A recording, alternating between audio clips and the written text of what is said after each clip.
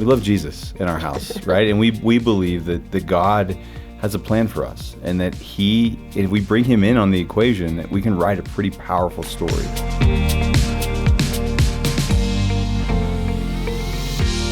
Chris and Jenny, welcome to Focus on the Family. Thank you so much for having us. It's good to be back. Good to be back with you guys. Yeah, that's great. 5 kids. So I did a weird thing the other night. Dean and I were grabbing pizza at kind of one of those little fashionable pizza places boutique. Downtown. Yeah.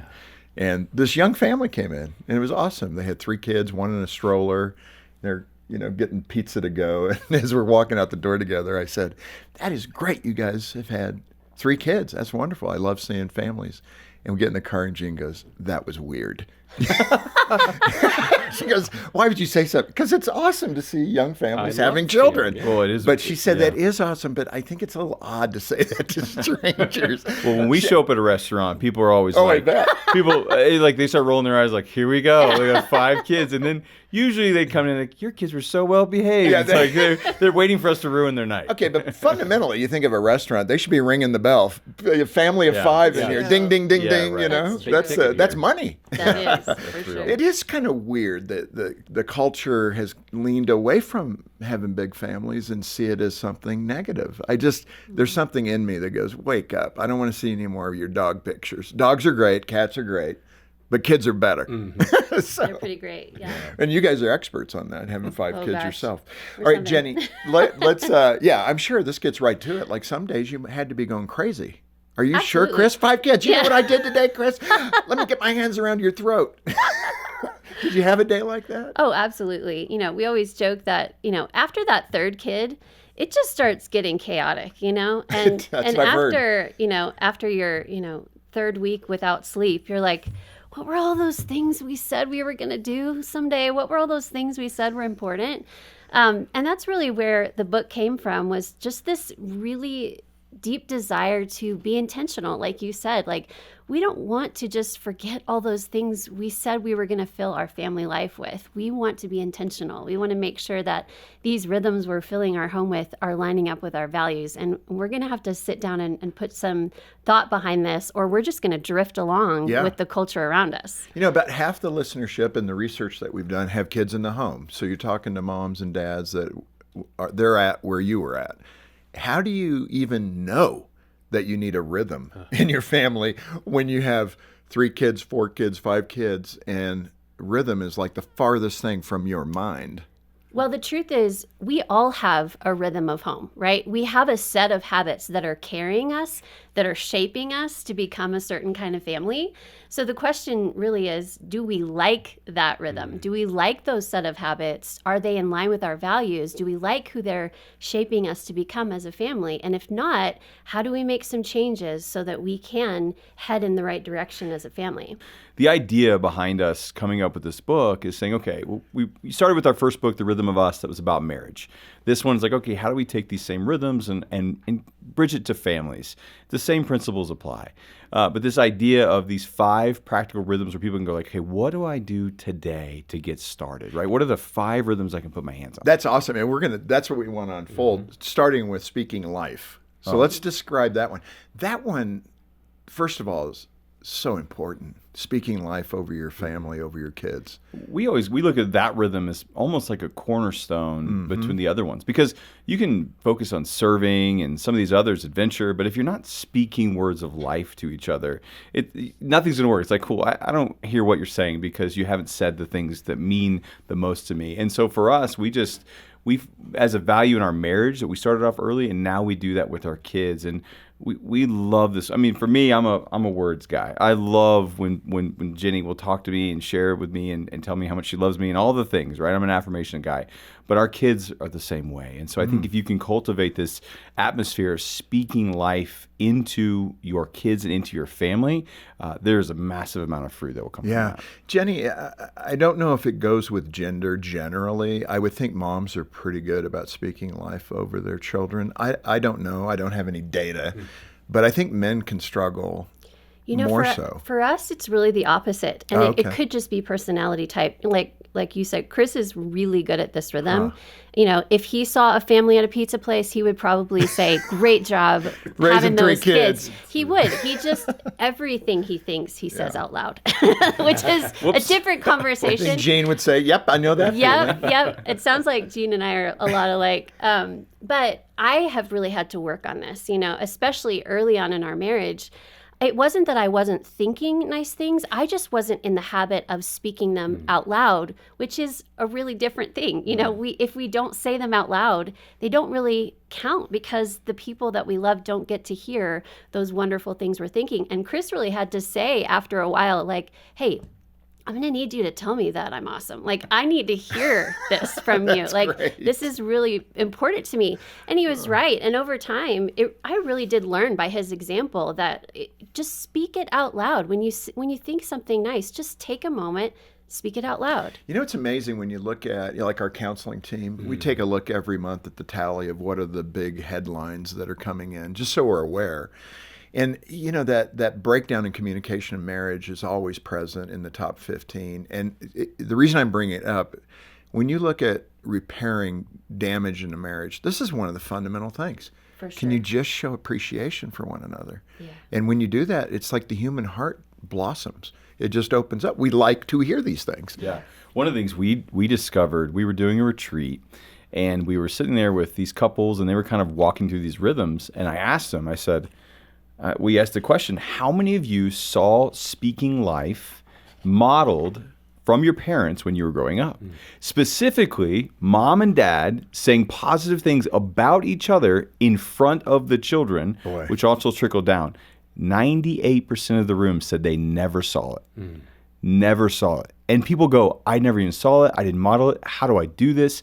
And I think we all have to realize what we're doing in our marriage, in our relationship, is the foundation we're setting for our children and the marriage that they will have. And so true. We speak life to each other, then also speak life to our children as well, because we wanted that to reverberate for generations to come. Right. And that's not a budget item. You can do that without spending money on dinner and roses and just speak life over each other. Yeah, there was one part of this that I was really interested in, Jenny, and you had a story about a dad who kind of spoke about potential. I mean, this is an element of speaking life, the potential he saw or set, I guess, for his child. Talk about that. I love this story. So there was a family growing up for me that was a really close family of mine. And then when I went off to college, at Belmont in Nashville, they ended up living just a couple hours away. So whenever I got, you know, kind of the desire for a home cooked meal, I was eating Diet Coke and popcorn probably. They would invite me.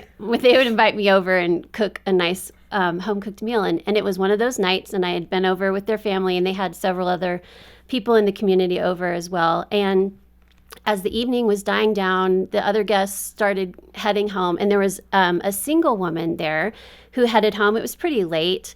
And Michael, the dad, I will never forget this. You know, I'm probably 19 or 20, and I was observing their family because they had an incredible marriage and family, and I was just always learning from them. And he called out to his 11-year-old son, who just happened to be walking by after she had left, and he said, "Hey, Chris, will you call Miss Susan and just make sure she got home okay?" And I turned around to him expecting a normal, 11-year-old boy's response would probably be like, "What? I'm not doing that," or "That's awkward, you do it," or whatever it was. And he just said, "Oh yeah, Dad, I'll do that." And he went and called her just to check on her. And I mean, there was so much happening right in that moment, Training. right? I mean, he not only spoke to the potential in his son to be thoughtful, he was passing on the characteristics of thoughtfulness and kindness, of thinking of somebody else. He could have very easily gotten up and done it himself, right? But then those character traits would have remained his own. But instead, he saw an opportunity to call out something great in his son and teach him the incredible value of caring for somebody else. No, that's so good. And again, a very easy example. You can do that. You just need to be thinking that way. Looking for those opportunities. Yeah. Chris, let's go to the next one, the rhythm of serving. I like that. I think we tended to make that pretty complicated, though. You know, we set up a time to go serve at the animal shelter, and, Gene organized all that. But it didn't just happen. It was some thought. which sometimes people have a hard time getting over that barrier if it's going to take a lot. But speak to the rhythm of serving and how you can make that a little easier. Yeah, I think for Jenny and I, the 5 rhythms, even when we looked at our marriage, it was one that we both kind of was on the bottom rung for us. We had to learn how to serve each other, right? And then, you have kids and you go, okay, cool. And then there's the natural, obviously you're young, we need to help you and do that. But when we talk about serving, there's kind of this whole other level. One of the things we talk about a lot is really there's so many different ways we can serve our kids. And we say, enter their world. One of the best ways you can serve your children is just by listening to what they're saying. They're saying more than we can ever possibly imagine. That's true. But sometimes we don't just stop to listen to what they're saying. When you enter their world and you can serve them, okay, what are you saying? What do you need right now? Okay, great example.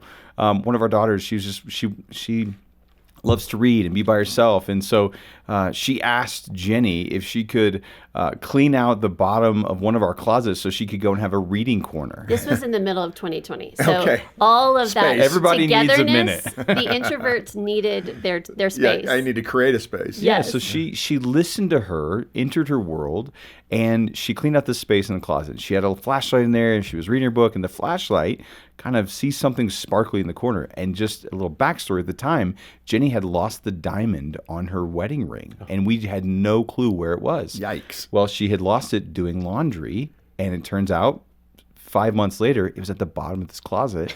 And our daughter comes back in. She goes, "What is this, Mommy?" And it was My wedding It was ring. the diamond for her wedding ring, which you just go, okay, we entered her world, we served her, and God blessed us by bringing that back around. Yeah. And so serving doesn't necessarily mean just doing the laundry and giving them food and running them to the thing. It's listening, entering their world, and discovering what God's doing in them right now. Yeah. Jenny, let me ask this question. The difference between enabling and serving. Right? Yeah. I think when I assess my parenting, I may have been a bit more of an enabler, to rescue them a little too quickly. Yeah. But speak to both of those. Sometimes you need to lean one way or the other, but Right. speak to the danger of the enabling. Yeah, I think what we want to be careful that we're not communicating is that you do everything for your kids, because then you are enabling and you're also harming them, because we're robbing them of this opportunity to learn to do things for themselves, right?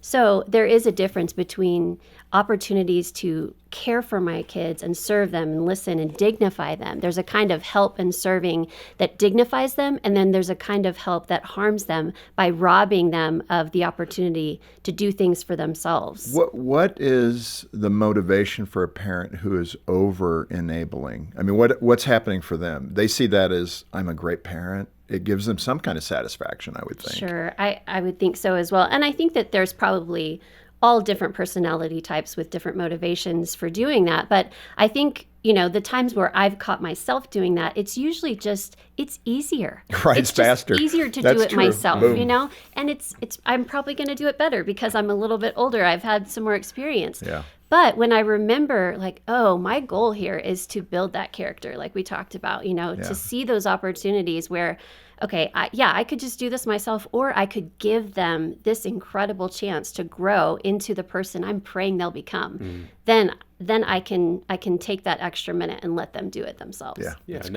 that training is a form of serving, because you're not Absolutely. solving the problem. You're helping them understand. Yep. This is how you can solve the problem. Absolutely. The third one, seeking adventure. I think that sounds like fun. That's where I would like to live. That's the parent I That's want to your be. favorite rhythm. I've got an Yeah. idea. Trent sent me a note the other day, and he said, "Dad, I'm just feeling nostalgic. I just love the fact that we shot rockets off at the park, nighttime, no lights, Nerf fights, and just all those things." That was fun. I enjoyed that so much. But you define it. What does it mean to seek adventure? Oh, this is by far my. this is This is my by far. You guys, I knew it. you have stories. Yeah, I mean, we with 5 kids, some are wired inherently for adventure, and some are like, nope, feet on the ground. Adventure looks very different for each one of That's them. good, yeah. So, but one of the things we try and explain to people go, oh well, maybe I don't have the budget, we can't go on a big trip. They immediately go to the big trip, and there can be adventures in every single day. You can go, hey, we're gonna break out in the monotony of wake up, go to school, homework, go to bed. You can go, today we're doing, and you kind of e-brake on the emergency, and you go, hey, we're going to go to the park today. We're going to go to the jump place. It could be something free. We're going to go to a waterfall. Adventure. We're all wired for adventure. I think, Christ was the ultimate adventurer, right? And he called us to this wild life.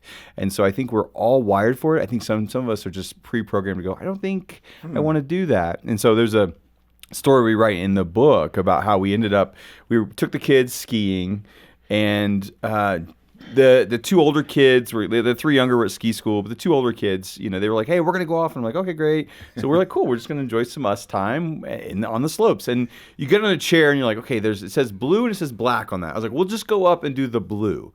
Well, and Jenny's like, are you sure there's a blue up there? I was like, oh yeah, look, it's on the sign. We get to the top. There was no blue to be found. It was just straight black diamond with powder everywhere. And we're like, we're going to die. We're literally going to die. And it almost happened because we are just scrambling. I'm looking at I'm like, I'm never going to see my wife again. She's buried in the powder over there. Right. And we finally roll our way out of the mountain, get down. We're like, oh, we're never doing that again. And then we're like at the lodge going like, okay, we need a minute. And then we look up and we see our daughter, and she comes walking in the corner. She's like, guys, we just got stuck on a black diamond. I'm like, what? So we're on our adventure, they're on their adventure, but we get to come together and celebrate that, like, in them is the spirit of adventure that we've had the opportunity to craft. We're over there dying in the powder, they're dying in the powder, but we get to come together unified and share an amazing story of how we both just walked through some insanity, came on the other side. It was just a really bonding moment. Mm-hmm. That's fun. I mean, Yeah. I could relate to that. I remember we put Trent into ski school, went up here in Colorado, and I think he was 5, Troy was 3.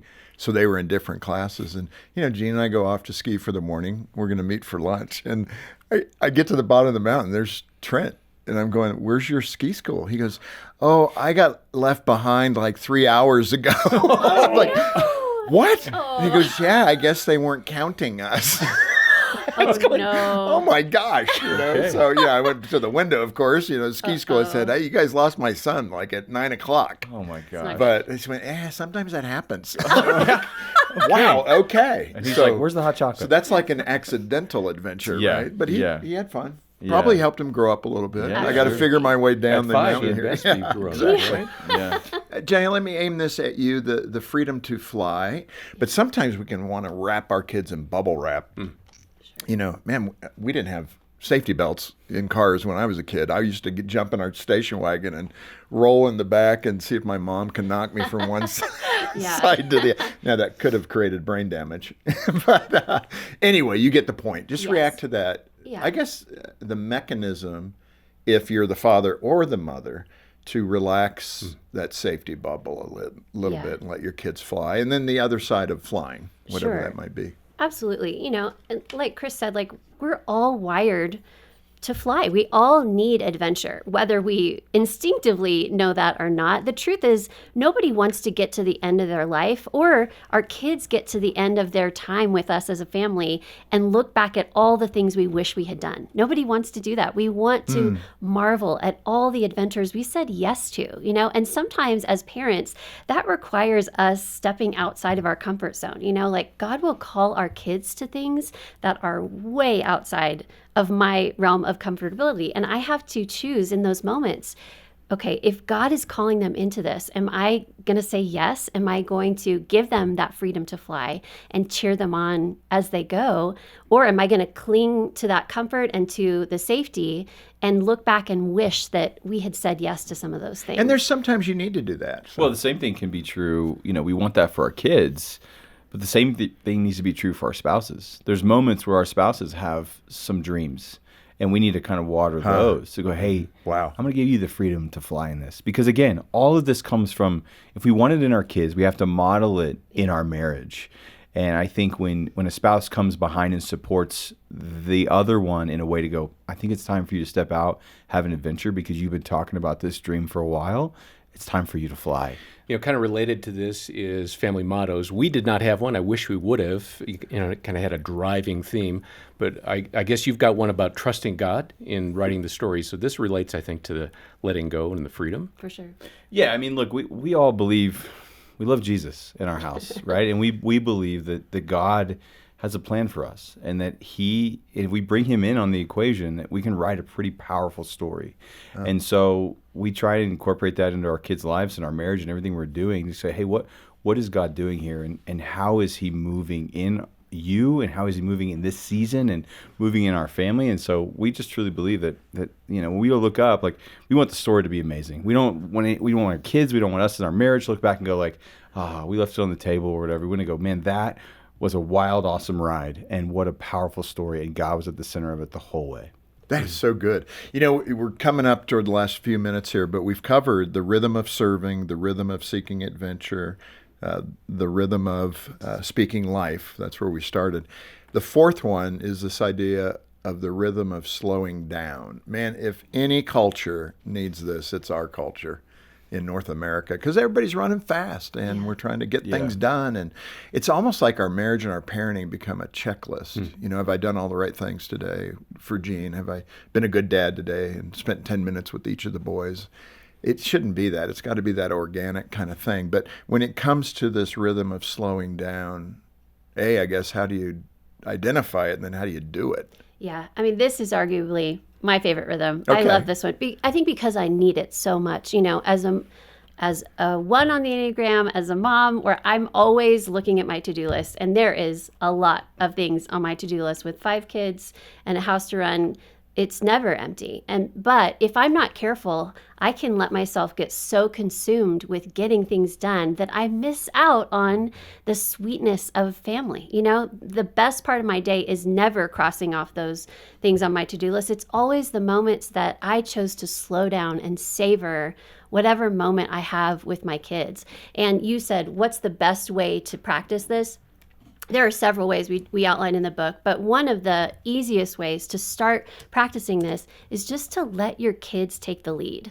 And this has happened so many times for me. I'm lost in laundry or getting things done around the house, and one of my kids will invite me in to join them in some kind of activity, whether it's getting on the floor and playing Legos, or making a batch of, pretend cookies, or just going for a walk in the neighborhood. And honestly, I wish I could say, I just stop what I'm doing and I just say a hearty yes to every single invitation. But I don't always, because I feel the weight of getting everything done. But the times where I am able to slow down and say, yes, let's step into this moment together to build relationship, those are always the best parts of the day. And the truth is, that's where our relationship with our kids is built. Yeah. When we slow down to take that time to just be with them, what we're communicating to them is, I delight in you.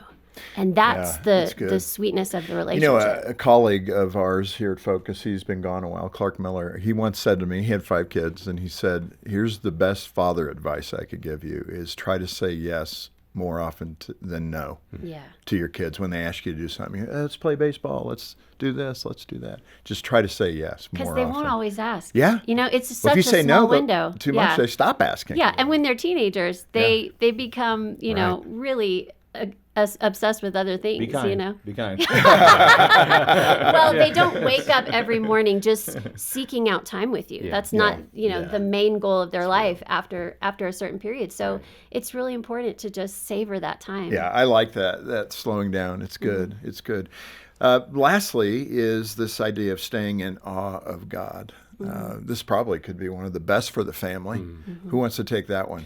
Yeah, I mean, we love this one. It was kind of a sleeper rhythm where we both go, wow. And when it hit, it was like, yes, we need this. I mean, this plays itself out in various ways, but cultivating that in our kids, helping them see the wonder of their life and life around them. We see this play out in our current 9-year-old. She sees a sunset and she makes sure everybody stops. She's like, Mom, Dad, I love that. Look at that. Yeah. And she's like, let's take pictures of it. And for us, we look up and go, okay, there's a lot happening. We're going to look back on this marriage and this family and go, okay, what happened? There was a blur, and I'm sure for you guys the same thing.